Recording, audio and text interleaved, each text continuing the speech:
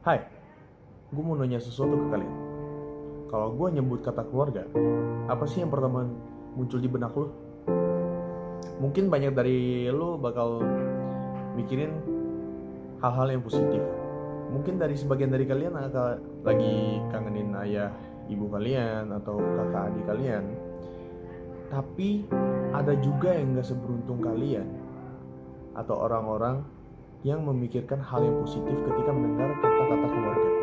Dan justru sebaliknya, orang-orang ini malah malas pulang ke rumah dan merasakan kalau keluarga itu menghambat dirinya. Nah, pada video ini gue akan membahas tentang bagaimana menghadapi keluarga toksik dan ciri-cirinya.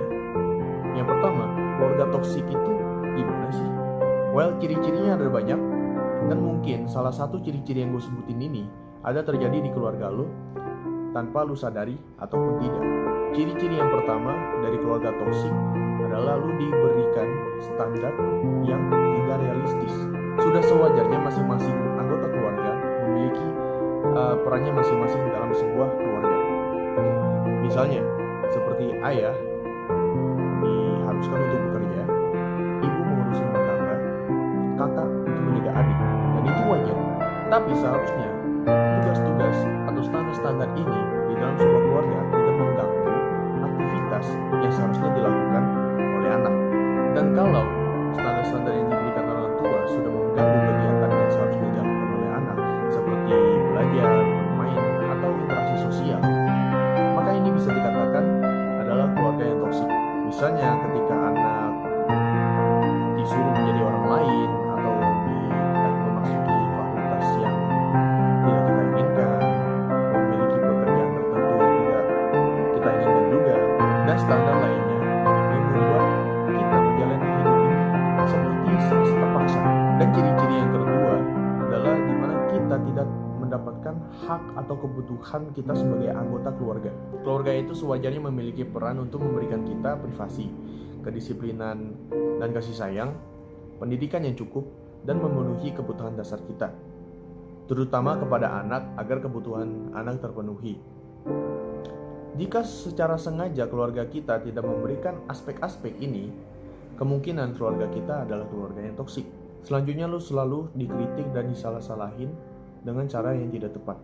Sebenarnya tidak salah untuk mengkritik anak jika anak memiliki atau melakukan kesalahan. Tetapi alangkah baiknya kritik yang diberikan kepada anak dilakukan secara asertif dan tidak menyakiti perasaan anak tersebut, agar anak tidak merasa down dan merasa tidak berguna setelah dikritik. Sekarang, bagaimana cara meminimalisir dampak dari buruknya keluarga yang toksik? Hal yang pertama yang bisa dilakukan adalah untuk menerima keadaan. Biasanya, orang yang setelah mengetahui keluarganya adalah keluarga yang toksik, mereka akan langsung menaruh dendam kepada keluarga mereka dan tidak akan memaafkan keluarga mereka. Dampak kedepannya akan membuat kita selalu kepikiran dan mengkambing hitamkan setiap hal negatif yang terjadi di hidup kita. Misalnya saat mengalami hal yang buruk atau hari yang buruk, kita akan selalu menyalahkan keluarga kita atas hal tersebut. Yang kedua, kita bisa cerita kepada orang yang kita percayai atau ke profesional.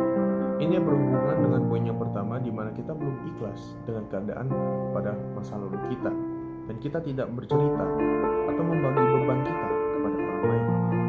Mungkin alasan kamu tidak bercerita ke orang lain karena kamu belum mempunyai orang yang dapat dipercayai untuk dibagikan cerita atau beban kamu.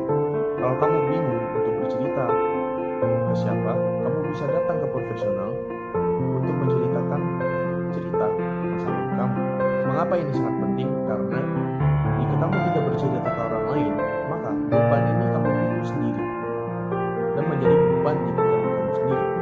Yang ketiga, kamu bisa mencoba untuk memaafkan atau memberi kesempatan kedua kepada keluarga kamu. Karena menurut saya, semua orang berhak mendapatkan kesempatan kedua. Meski setelah kita memberi kesempatan kedua, kita tidak dapat mengontrol perilaku mereka, maupun itu positif ataupun negatif. Tetapi setidaknya kita sudah memberi kesempatan untuk mereka dapat memperbaiki keadaan mereka sendiri. Yang keempat, hanya kita yang dapat mengontrol diri kita sendiri. Jadi sekelap apapun masa lalu kita, setoksik daripada terpaku pada masa lalu yang buruk, kita bisa lebih fokus kepada hal yang bisa kita lakukan sekarang. Dan selalu tanyain ini ke diri lu sendiri. Gimana sih, apa sih yang harus gue lakuin untuk keadaan menjadi lebih baik? Pertanyaan ini akan membantu kita untuk lebih fokus ke perilaku kita sendiri. Ingat, kalau kita tidak bisa mengontrol perilaku orang lain, dan bahkan emosi kita sendiri pun tidak bisa kita kontrol sepenuhnya.